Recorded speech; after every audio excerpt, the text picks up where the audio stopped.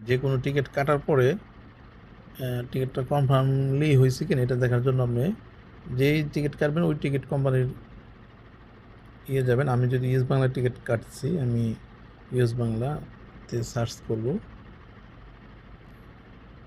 যে অ্যাকচুয়ালি আপনার টিকিটটা অনেক সময় গ্রুপ টিকিট হলে আসে না। ইউএস বাংলা ওয়েবসাইটে গেলাম, দেন হচ্ছে ম্যানেজ বুকিং।